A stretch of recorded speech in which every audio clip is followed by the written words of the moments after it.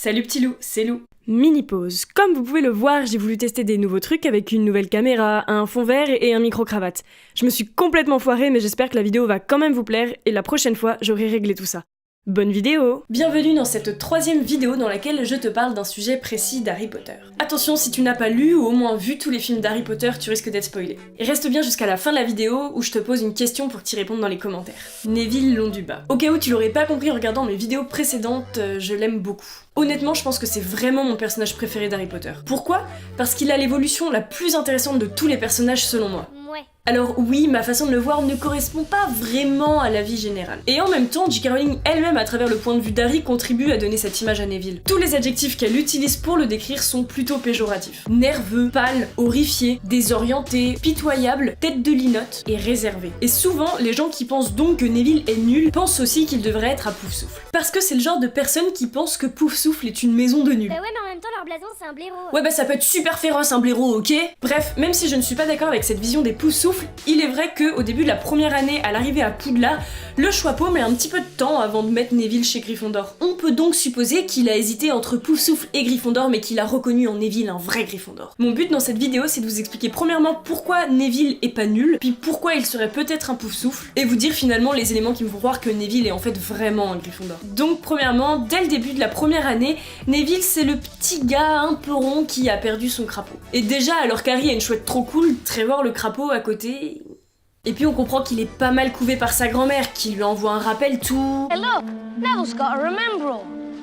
The only problem is, I can't remember what I've forgotten. Il parle quand même souvent d'elle, etc. En plus de ça, il est quand même victimisé par Rogue et plus généralement les Serpentards. Il a l'air carrément nul en cours aussi, mais pour ça, il faut pas oublier qu'au début, il a la baguette de son père. Et oui, c'est pas sa baguette à lui qu'il utilise au début, donc forcément, elle peut pas bien lui répondre. Après, ça va beaucoup mieux quand il a sa propre baguette. Je vous rappelle que c'est quand même lui le premier de l'armée de Dumbledore à réussir à faire un Patronus. Et par contre, on sait très bien que Neville est très bon en herbologie dès le début de la première année. Donc non, vraiment non, Neville il est pas nul. Et les élèves de Poufsouffle non plus d'ailleurs. Je sais pas trop pourquoi ils ont cette réputation. On me dit souvent que c'est à cause de leur blason. Enfin bon, de ce point de vue-là, un serpent c'est tout aussi pété qu'un blaireau. Selon moi, ça vient du fait que c'est la maison dont on connaît le moins d'élèves. On connaît tous les Gryffondors et pas mal de Serpentards. On connaît pas des masses de cerfs d'aigle, mais on leur colle à la peau l'adjectif intelligent qui est plutôt mélioratif. Les pouf-pouf à côté, les non-fans ne savent pas vraiment quelles sont leurs valeurs et je suis sûre que plein de gens ne tiltent pas que Diggory était à Poufsouffle. Ou alors ils disent oui, mais il meurt. Bref, le livre nous laisse pas des masses de place pour adorer les Poufsouffles, mais au point de les trouver nuls, franchement je trouve ça exagéré. Moi-même j'ai la majorité de mes potes qui sont à Poufsouffle. Ouais, mais aussi t'es une serdec, c'est connu que vous êtes potes avec les blaireaux. Alors déjà tu vas te calmer et parler autrement de mes potes. Poufsouffle, Serdaigle ou pas, c'est des gens cool de toute façon. Parce que oui, il y a des gens tellement différents au sein d'une maison qu'on peut pas prétendre qu'être dans une maison nous définit. Conclusion, ni les Poufsouffles ni Neville ne sont nuls. Au-delà de ça, on peut quand même croire que Neville aurait pu être à Poufsouffle. Comme je l'ai dit, sa meilleure matière c'est l'herbologie, et d'habitude c'est plutôt les Poufsouffles qui sont réputés pour ça. La prof d'herbologie elle-même est quand même la référente de la maison. Et les valeurs principales de Poufsouffle, c'est la loyauté,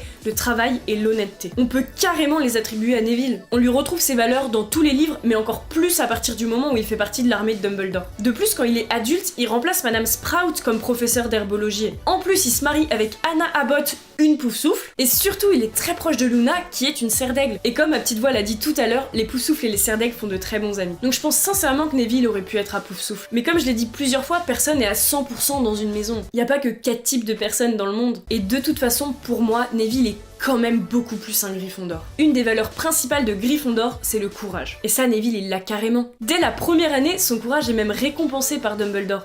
It takes a great deal of bravery to stand up to your enemies, but a great deal more to stand up to your friends. 10 points to Neville Longbottom. C'est un des membres principaux de la Dumbledore Army. Dans le 7, alors que le Golden Trio est plus à Poudlard, c'est lui qui prend les choses en main, quitte à se faire torturer ou en tout cas bien malmener par les surveillants. Et encore plus courageux, quand vient la bataille de Poudlard, il tient tête à Voldemort avec son magnifique discours. Pourtant, les Mange-Morts essayent de l'humilier. Il reste fort alors que devant lui, il y a quand même la femme qui a torturé ses parents à la folie. Et puis, s'il vous plaît, quand même, non seulement il tue Nagini, mais avec quoi ? Je vous écoute ? Et oui, l'épée de Gryffondor, qui n'apparaît que à ceux qui méritent d'être à Gryffondor et qui méritent de manier l'épée. En plus, j'ai une petite théorie à ce sujet. Vous voyez, Serpentard, il a créé une pièce secrète avec le basilic que seul son héritier peut contrôler, tout ça. Et si Gryffondor avait fait un peu pareil, mais avec l'épée? Genre, l'épée serait vraiment que pour son héritier. Bon, ok, Harry aussi, il a un peu l'épée. Mais est-ce que ça se pourrait pas que Neville, en plus d'être un vrai Gryffondor, soit genre l'héritier même du fondateur? Histoire d'en rajouter encore une couche sur mon admiration pour Neville, dit Caroline, elle a écrit elle-même sur Pottermore que, avant d'être prof d'herbologie, Neville il a été un petit peu Aurore. Voilà, je sais pas ce qu'il vous faut de plus. D'ailleurs, je vous mets dans la barre d'infos des liens vers des articles de Pottermore sur Neville, l'épée de Gryffondor, tout ça. Ils sont vraiment super intéressants. Alors pour résumer, voilà, je vois vraiment Neville comme un vrai Gryffondor. Je comprends quand même qu'on puisse penser qu'il aurait pu être à Poufsouffle, mais en soi, on pourrait dire pareil d'Hermione par rapport à Serre d'Aigle, par cliché en fait. Ma question finale, je vous l'ai déjà donnée. Est-ce que vous pensez que Neville est l'héritier de Gryffondor? Et donc sur ce, je vous laisse là-dessus et je vous retrouve bientôt dans une prochaine vidéo. Bye!